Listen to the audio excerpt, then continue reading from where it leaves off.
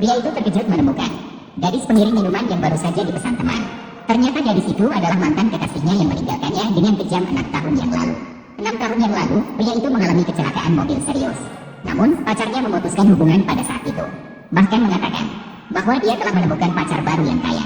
Meminta pria itu untuk tidak muncul dalam hidupnya lagi. Kemudian, setelah melemparkan kartu ban kepadanya, dia pergi tanpa menoleh.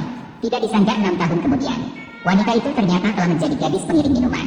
Teman-teman langsung mengenali bahwa dia adalah putri keluarga Wen yang dulu meninggalkan pria itu. Untuk membalaskan dendam sahabatnya, teman-teman dengan sengaja memberikan minuman keras pada wanita itu. Minuman keras diminum satu demi satu. Wanita itu segera muntah darah. Namun pria lain tidak berniat membiarkannya pergi begitu saja. Mengancam akan melepas pakaian jika tidak minum, dan mulai merobek pakaian wanita tersebut. Saat proses menarik, kalung di leher wanita terlepas. Pria itu langsung mengenali. Itu adalah masa ketika dia miskin. Hadiah cinta yang diberikan padanya. Tuan Lu, kamu tidak suka barang ini.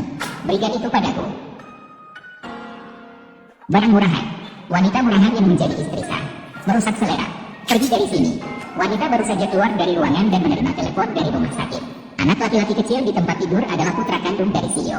Ternyata 6 tahun yang lalu wanita pergi hanya untuk menyelamatkannya. Saat itu pria mengalami kecelakaan mobil dan membutuhkan biaya operasi 300.000. Dan saat itu ayah wanita mengancam menggunakan hal itu. Memaksa dia menikah dengan pewaris kaya. Akhirnya wanita mendapatkan biaya operasi dari ayahnya. Syaratnya adalah putus dengan pria itu. Tanpa diketahui bahwa saat itu wanita sudah hamil anak CEO.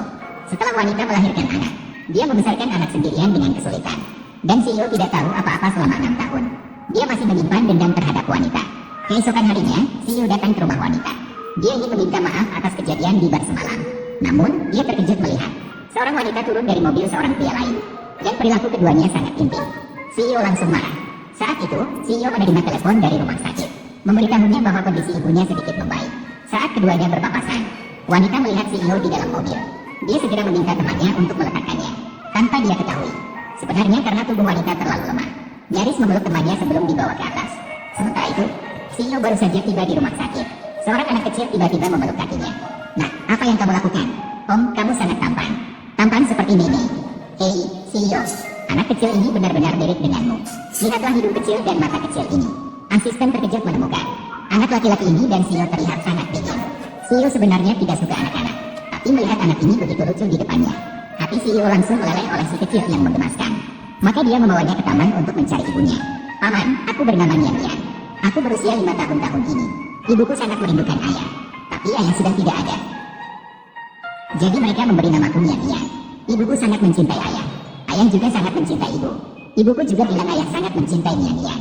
Paman, apakah kamu punya pacar? Paman, jangan malu-malu. Aku bisa memperkenalkanmu kepada pacar. Ibuku juga sangat cantik loh. Apakah kamu ingin memperkenalkan ibumu padaku? Tapi bukankah kamu bilang